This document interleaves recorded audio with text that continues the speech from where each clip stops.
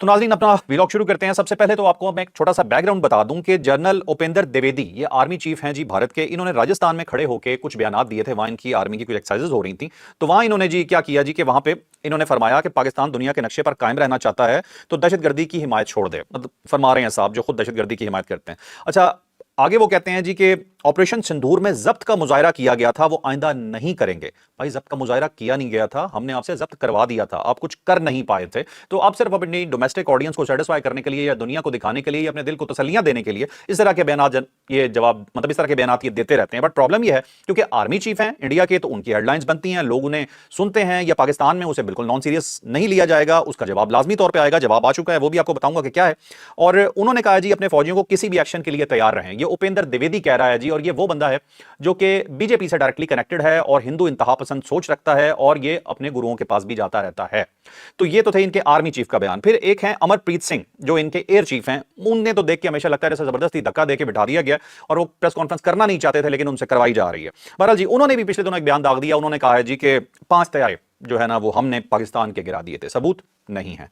जब उनसे पूछा कि आपके कितने तैयारे गिरे तो इसका उन्होंने जवाब ही नहीं दिया। मतलब आप ऐसी एम्बैरेसिंग सिचुएशन में अपने आप को डालते ही क्यों हैं जब आपको पता होता है कि आपके पास जवाबात मौजूद नहीं है। आपको याद होगा कि जिस वक्त भारतीय पायलट पाकिस्तान ने गिरफ्तार किया था अभिनंदन, तो उस वक्त भी इन्होंने शोषा छोड़ा था जी कि हमने पाकिस्तान की F-16 को हिट किया है, जो बाद में अमेरिकन ने कंफर्म कर दिया कि भाई कुछ भी हिट नहीं हुआ। तो मतलब अपनी डोमेस्टिक ऑडियंस को दिखाने के लिए, लोकल ऑडियंस को दिखाने के लिए ये झूठ बोलते रहते हैं और शायद उनकी आवाम इतनी अंधी हो भी चुकी है कि उसके ऊपर यकीन कर लेती है या अपने दिल को तसल्ली दे लेती है। और राजनाथ सिंह जो बीजेपी से ताल्लुक डिफेंस मिनिस्टर है इनके, और इंतहाई को अजीबो गरीब किस्म का आदमी है, हिंदू इंतहा पसंद सोच का मालिक है।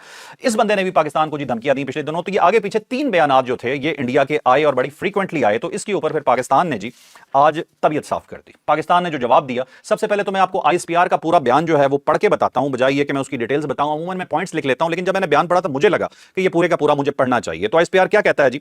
आईएसपीआर ने कहा है जी कि भारतीय वजीर दिफा, फौज और भारतीय फजाइया के सरबराहों की इंतहाई इश्तियाल अंगेज बयानात सामने आए हैं।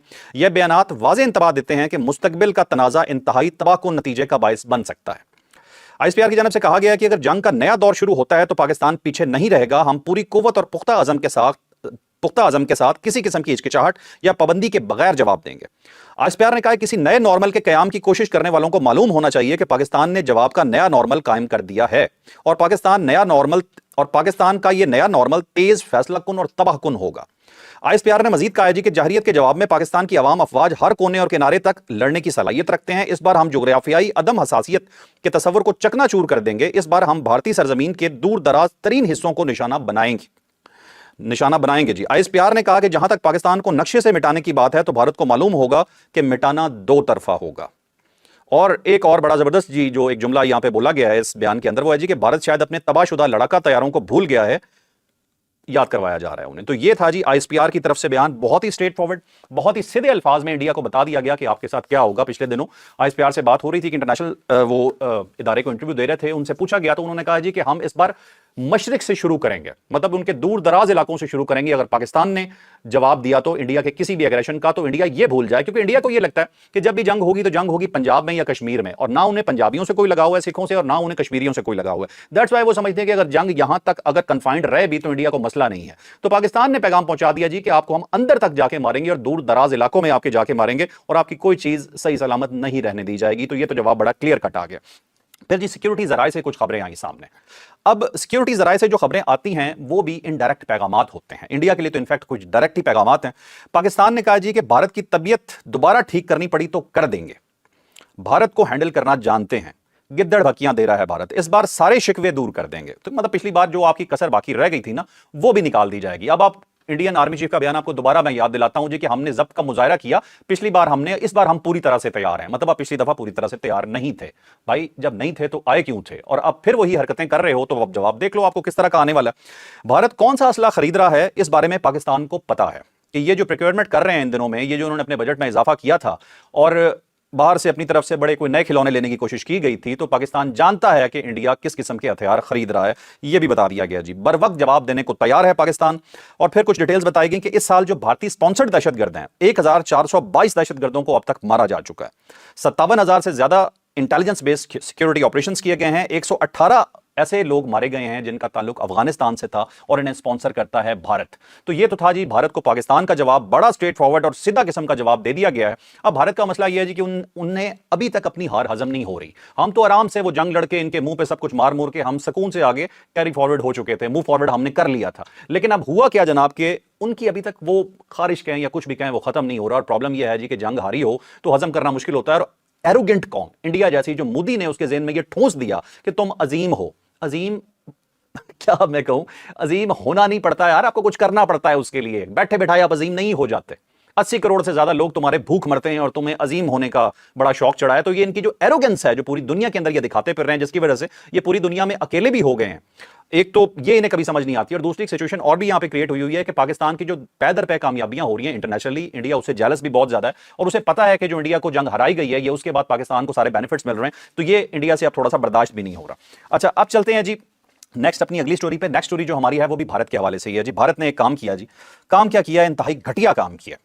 थरपारकर का सरहदी इलाका है, यहां पे कुछ गरीब लोगों की बकरियां थीं जो गलती से बॉर्डर क्रॉस करके चली गई। आम ऐसी सिचुएशन में जानवरों को वापस कर दिया जाता है दोनों साइड से।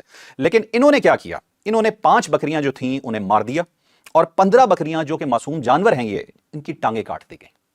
तो अगर आपके ये एथिक्स हैं, आपकी फौज के ये एथिक्स हैं, आपके लोगों के ये एथिक्स हैं, तो आपसे क्या एक्सपेक्ट किया जा सकता है। भारत मतलब इस हद तक गिर चुका है, इस हद तक उनकी एरोगेंस उन्हें लेके जा चुकी है कि मतलब उन्हें यह भी तमीज नहीं, यह भी उन्हें लिहाज नहीं रह गया कि भाई जानवर बेजुबान होते हैं।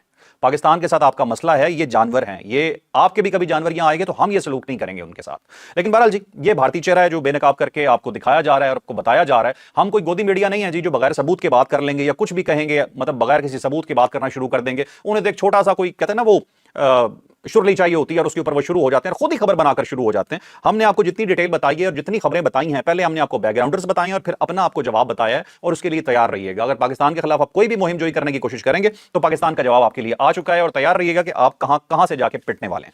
अच्छा, उसके बाद जी एक बहुत ही अहम खबर और है, और वो फाइनेंशियल टाइम्स में ये खबर रिपोर्ट हुई है पाकिस्तान और अमेरिका के हवाले से। पाकिस्तान और अमेरिका के ताल्लुकात बहुत अच्छे जा रहे हैं। फाइनेंशियल टाइम्स ने जो रिपोर्टिंग की है उसमें कुछ चीजें तो बहुत ही पॉजिटिव भी नजर आती हैं।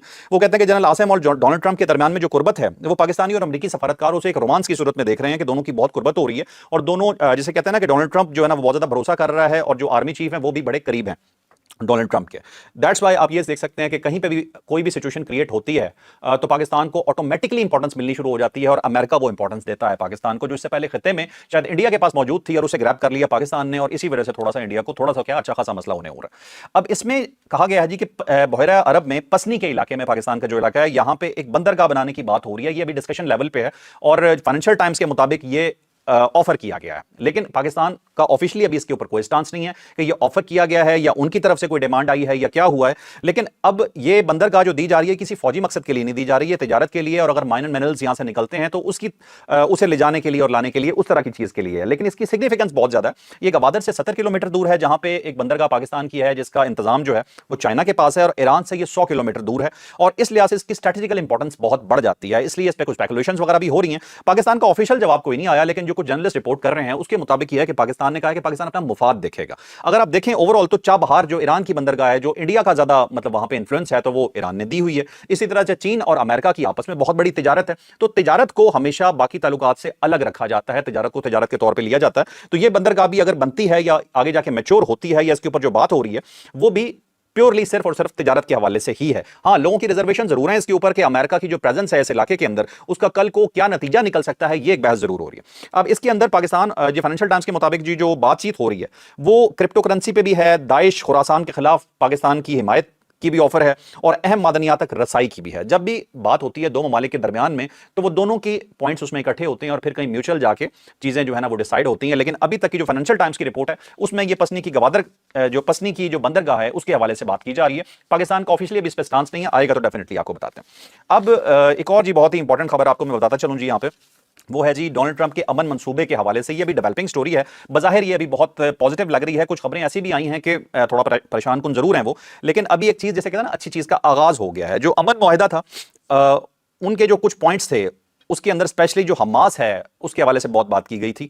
हमास ने कुछ चीजें मान ली हैं जी, जिसमें स्पेशली ये है कि वो जो मगवी हैं जो उनके पास कैदी हैं इसराइली, उन्हें छोड़ने पे हमास तैयार है, और इसराइल ने फौरी तौर पे अपनी फौज को कह दिया है कि आप गजा पे जो कब्जे का मंसूबा था उसे आप छोड़ दें और पीछे हट जाएं। अभी तक की ये इतलात आ रही हैं, लेकिन उसके साथ कुछ इतलात ये भी आई हैं कि अटैक्स अभी पूरी तरह से बंद नहीं हुए। डोनाल्ड ट्रंप ने इमीडिएटली कह दिया था कि जैसे ही हमास की तरफ से पॉजिटिव आंसर आया कि आप हमलों को फौरी तौर पर रोक दिया जाए, कि वहां पर हमले खत्म हो जाए। लेकिन अब क्योंकि वहां पर मीडिया ब्लैकआउट है, पूरी तरह से खबरें आती नहीं है, तो हमें एग्जैक्ट आइडिया नहीं है कि हमले क्या मुकम्मल रुक चुके हैं या अभी तक कुछ जारी है। लेकिन एक पॉजिटिव पेशरफ जरूर स्टार्ट हो गई है कि जो इसराइल की तरफ से खबर आ रही है वो ये है जी कि कब्जे के मंसूबे को फौरी तौर पर रोक दिया गया है।